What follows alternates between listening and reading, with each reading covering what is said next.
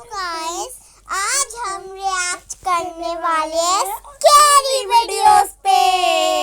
So let's go।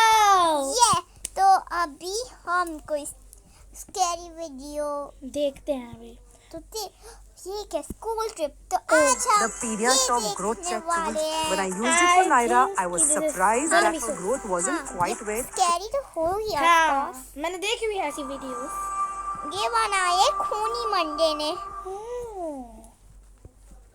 अब खूनी Monday के साथ साथ हमारी नई पेशकश फ्रीकी फ्राइडे भी एंजॉय करो।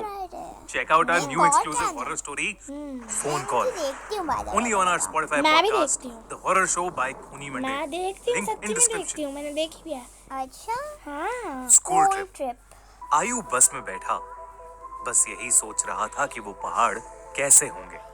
आयु जो 15 साल का था, पिछले 3 साल से चंडीगढ़ में ही रह रहा था।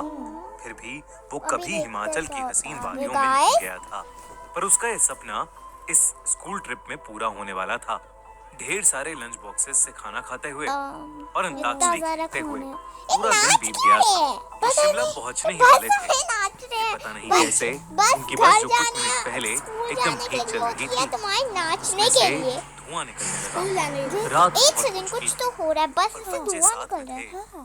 तो सब टीचर्स ने मिलकर फैसला लिया कि वो पास में ही एक होटल के अंदर रुक जाएंगे और सुबह मैकेनिक को बुलाकर बस ठीक करवा कर शिमला के लिए वहां से अरे निकल तो जाएंगे। अभी क्यों नहीं निकल जाते? बस फटेगी पास तब के एक निकलेंगे। होटल तक पहुंचे। इससे अच्छा पैदल चल दोनों लेते। तरफ से हाँ, बड़े-बड़े पेड़ और सही है। पहाड़ों क्या से पता घिरा हुआ बस था। फट गई या वो सीधा सब टीचर्स ने होटल में ही बच्चों पहुंच को गए। होटल में अलग-अलग कमरों में बांट दिया और डिनर के बाद सब सोने चले गए।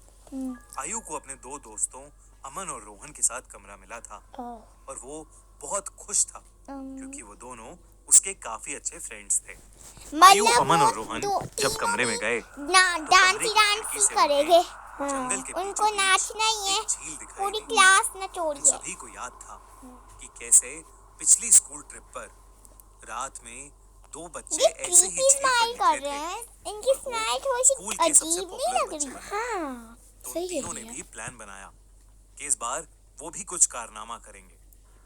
उन्होंने सोचा कि वो क्या होटल से कारनामा चुपके से करेंगे? निकल जाएंगे कई और उस झील पर जाकर फोटो नहीं खींचकर क्या वापस आ कारनामा। जाएंगे। ओह नहीं, ये जैसे ही स्कूल से निकल होटल के का कहीं गार्ड तो सो जा गया, रहे हैं, ऐसा लग रहा है। हाँ, सही है, ये सही है। झील देखने ये में तो स्कूल, ये होटल देखो से होटल ज्यादा के दूर बाहर नहीं लग निकल रही के थी। कहीं जा रहे और वो हैं। तीनों करीब आधा 1 घंटा झील की तरफ चले जा रहे थे ओह, और जंगल का रास्ता था कि खत्म ही नहीं हो रहा था।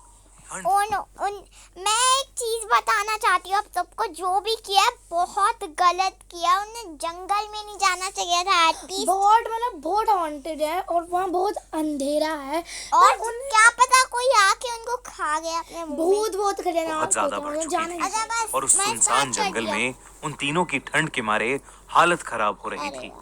उन्होंने अपना फोन चेक किया तो उसमें सिग्नल नहीं था।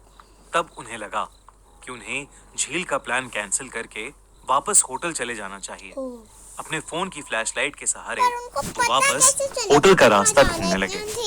रास्ता ढूंढते ढूंढते अमन और आयु जो रोहन के थोड़ा आगे चल रहे थे, जब पीछे मुड़े तो उन्होंने देखा कि रोहन वहां था ही नहीं। तभी उन्हें अपने पास में से किसी के भागने की आवाज आई। वो बहुत घबरा गए क्योंकि वो रोहन को अकेला नहीं छोड़ सकते थे। तो उन्होंने उस कदमों की आवाज का पीछा किया। यार रोहन वीरान और खुद घने चल रहा जंगल है। के बीच वो उन कदमों की आवाजों का पीछा करते गए जो कुछ मिनटों बाद बंद हो गई। रोहन उनको अभी तक नहीं दिखा था और अमन और आयु अब बहुत ज्यादा डरने लगे थे। लेकिन तभी उन्हें ऐसी आवाज आई कि मानो कोई जमीन खोद रहा था। वो धीरे धीरे आगे करी थी बस। हुआ है, लेकिन रोहन के कंधे पर हाथ रखते ही रोहन अमन के ऊपर ओह नो, ये भूत है। एक बहुत तेज धक्का दिया। वो भाग क्यों अमन रहा? काफी दूर जाकर गिरा।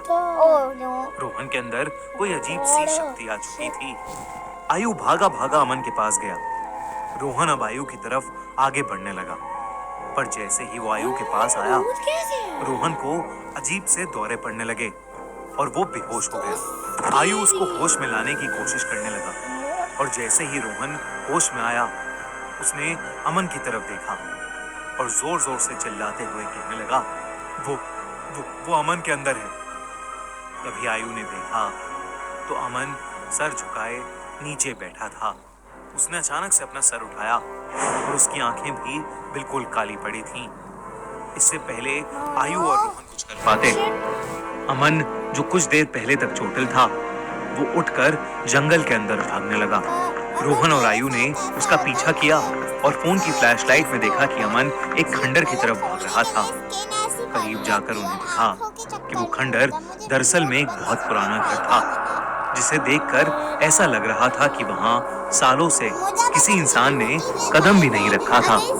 दोनों बहुत ही डरे हुए थे और उनकी आगे जाने की हिम्मत नहीं हो रही थी।